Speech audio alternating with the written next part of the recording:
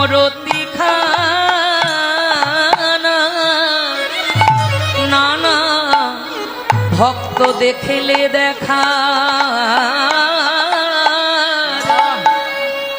তার স্বাদ মিটে না। আমার গৌর সোনা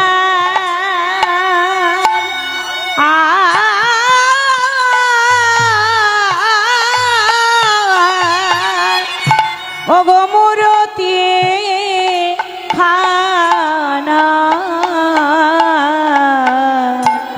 আহা দেখিলে দেখার সাদে মেটে না।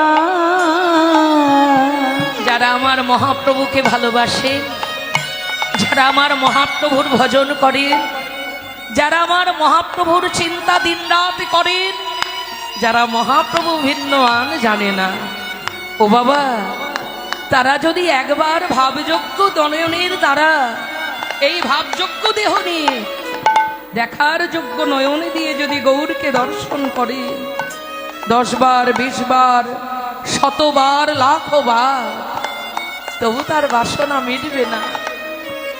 সংসারে তার দেহটা থাকবে, মন ছুটে যাবে আমার মহাপ্রভুর কাছে, মন ছুটে যাবে আমার গৌর হরির কাছে। গৌর গৌর বলে তার প্রাণ হরি বল হরি বল। গৌরাঙ্গ ছাড়া তার আর কিছু ভালো লাগবে না।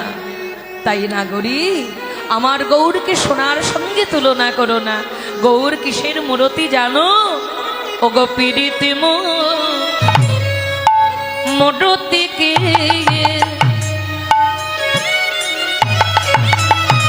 নাগরী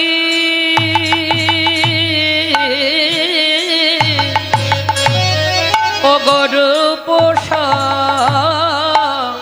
রূপধর আর পীড়িতি মূরতি কে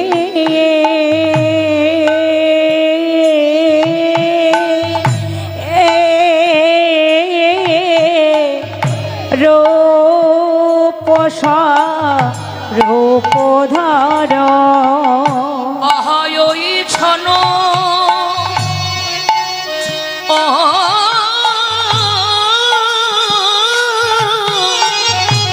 অগ প্রতিয়াঙ্গ বন্ধ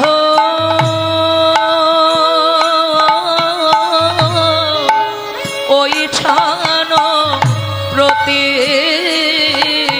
অঙ্গ আর হইছন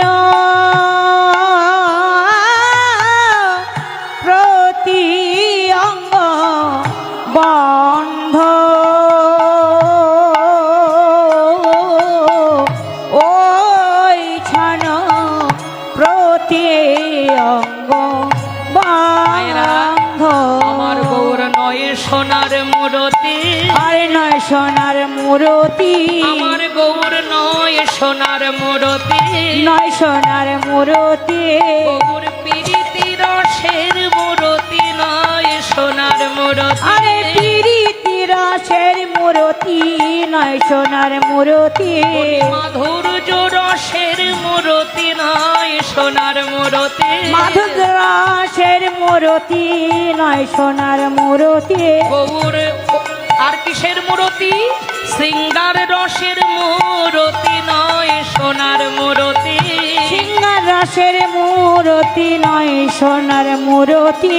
আমার রায় কানু একাকৃতি নয় সোনার মূরতি, রায় কানু একাকৃতি নয় সোনার মূরতি, আমার রায় কানু একাকৃতির নয় সোনার মূরতি, রায় কানু একাকৃতি নয় সোনার মূরতি। আমার রায় কানু একাকৃতি, আমার রায় কানু একাকৃতি, এ যে রাশি বিলাসের পরিণতি। আরে রায় কানু একাকৃতি, রাসবিলাসের পরিণতি, রায় কানু এই যে একাকৃতি, রাসবিলাসের পরিণতি, রায় কানু এই যে একাকৃতি, রাসবিলাসের পরিণতি, রায় কানু এই যে একাকৃতি, রাসবিলাসের পরিণতি, আর ওই সোনার মূরতি আর নয় সোনার মূরতি আহায়াজুকি নবদ্বীপ চন্দ্র নাগরী রাজু কি নবদ্বীপ চন্দ্র আজু কি নবদ্বীপ চন্দ্র আজু কি নবদ্বীপ চন্দ্র। আজু মানে মায়েরা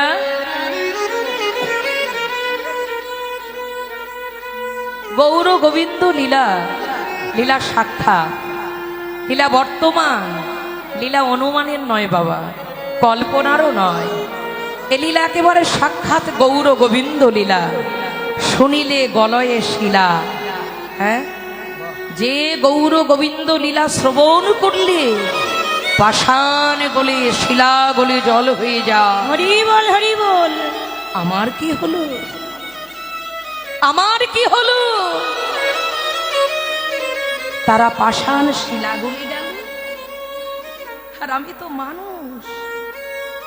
ব্রজের পশু যারা মানুষ হতে চায় তারা, কারণ বদনে হরিনাম কৃষ্ণ নাম গুণ কীর্তন করবে বলে বাহু তুলে এক ভক্তিবাহিনীর গুণগান করবে। হরি বল হরি বল। অথচ আমি মনুষ্য দেহ পেয়ে আমি তো কিছুই করতে পারলাম না। মন পাষাণও গলল না হরি নামে কৃষ্ণ নামে, হৃদয়ে পাষাণও গলল না। ভাবের অভাব, যে প্রেমের অভাব, আস্বাদনীর অভাব, অনুভবের অভাব। শুধু খড়কুটোর মতো ভেসেই বেড়ালাম, অনুভূতি হলো না, অনুভব হলো না। তাই অনুভব যদি না হলো আস্বাদন হবে কেমন করে বাবা? তাই আস্বাদনও আমার হলো না, তাই হৃদয় পাষাণও গলল না। তাই তো মহাপ্রভু আপনি আচরি ধর্ম জীবের শিখান, নিজে না আচরিলে অপরকে শিখানো না যায়। আমার পীড়িতি রসের মূরতি গৌরাঙ্গ মূরতি, রাধা কৃষ্ণ মেলিত তনু রসময় রসবিগ্রহ। আজ সেবাসঙ্গুণ ত্যাগ করি নবদ্বীপের রাজপথে সে দাঁড়ালেন। সময়টি কখন জানো মা? মধ্যাহ্নকাল। মাঝ দিন হি পুন বসনিয়া প্রীত তনু। দিন হে কোন বসমে আবৃত তনু। মাঝ দিন হি পুন বসনিয়া প্রীত তনু। আজ দিন হি পুন বসনে আবিত তনু। অহত হি পূজব সুর গৌর বলে। কহত হে পূজিব সুর গৌর বলে। আহা কহত হি পূজব সুর গৌর বলে। কহত হে পূজিব সুর গৌর বলে। আজ ব্রজ ভাবে বিভোর হলো, ব্রজ ভাবে বিভোর হলো। আজ মধ্যাহ্ন সময় হেরে ব্রজ ভাবে বিভোর হলো। আজ মধ্যাহ্ন সময় বিভোর হলো, ব্রজ ভাব বিভোর হলো। মাঝ দিনহি মানে মায়েরা, মাঝ দিনহি মানে মধ্যাহ্নকাল। মধ্যাহ্নকাল মানে দুপুরবেলা। আচ্ছা বাবারা মায়েরা, মধ্যাহ্নকাল মানে কি শুধুই দুপুরবেলা, আর কি কিছু নয় বাবা? ওমা বললেন না, মধ্যাহ্নকাল মানে শুধু দুপুরবেলা নয়, আমাদের প্রত্যেকটা জীবের যৌবন কাল। তাহলে মহাপ্রভু সূর্য পূজা লীলার ভাবে ভাবিত হয়ে নবদ্বীপের নাগরীদের ডেকে বলছেন, নাগরিগণ, এই মধ্যাহ্নকালে আমাদের কি করা উচিত জানো? ওই ভাগ্যবতী পতিত মামনি সুরধুনী গঙ্গার তীরে গিয়ে সূর্য পূজা করা উচিত। হরি বল হরি বল। তাহলে মায়েরা তত্ত্বের দিকে কি বললেন? এই যৌবনে কি করা উচিত? এই যৌবন কালে গুরুচরণ আশ্রয় করি গুরু দীক্ষা শিক্ষা গ্রহণ করে কৃষ্ণ ভজনের পথে এগিয়ে গিয়ে কৃষ্ণ সেবায় কৃষ্ণ ভজনে নিজেকে নিয়োজিত করা উচিত।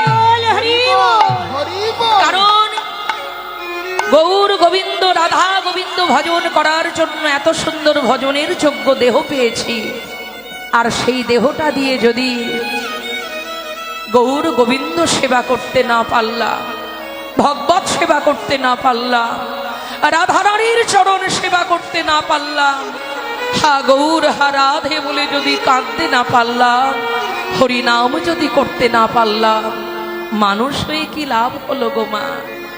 এ জনমে মানুষ হয়েছি, পরজনমে আমরা কি হব তা কি আর জানি গো মা? তবে কর্ম যদি ভালো করা যায়, জনম ভালো পেলেও পেতে পারি, কিন্তু কর্মটা তো ভালো করে যেতে হবে। তাই মহাপ্রভু জগৎকে শিক্ষা দেওয়ার জন্য বললেন, জগজি যৌবন কালে যারা গৌর গোবিন্দ ভজনার পথে অগ্রসর হয়, তার সাধ্য সাধন বস্তু অনায়াসে লাভ হয়। হরি বল হরি বল। আর যারা বৃদ্ধ বৃদ্ধাকাল ভাঙা ছোড়া এই দেহটা নিয়ে যায়, তাদের বড় দেরি হয়ে যায়। ও বাবা, মহাজন একপাশে দাঁড়িয়ে বলছেন, দয়াময়, কারোর যদি বালতি ঘরা ভর্তি থাকে বাবা জলে, সে কি কখনো রাস্তার কলে লাইন দিয়ে জল ভরতে যাবে বাবা? যাবে না। কিন্তু যদি তার পাত্র খালি হয়, তবেই সে যাবে ওই রাস্তায় গিয়ে লাইন দিয়ে কলে জল ভরতে। তা ভগবান, এতদিন আমার দেহ পাত্রটা পূর্ণ ছিল, কেন জান?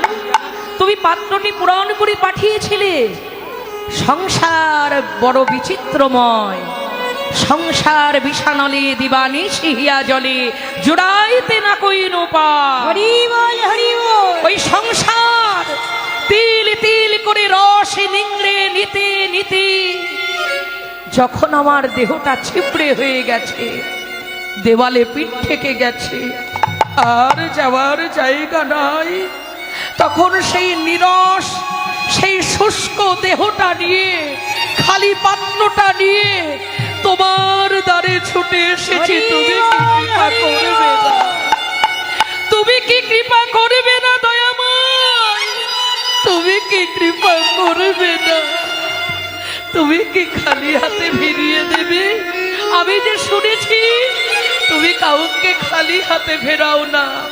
তোমার দ্বারে যেই আসুক, আতর ভিক্ষুক মুচি ব্রাহ্মণ চণ্ডাল দরিদ্র, তুমি কাউকে নিরাশ করো না, সবাইকে তুমি কৃপা করুণা করো। গৌর হে প্রভু হে প্রভু হে নিতাই গৌর হরি বল মায়ের অনুধ্বনি। হে প্রভু কৃপা করো দয়াময়, প্রভু হে। আজ আমার খালি পাত্রটা নিয়ে তোমার দ্বারে এসেছি, তুমি আমার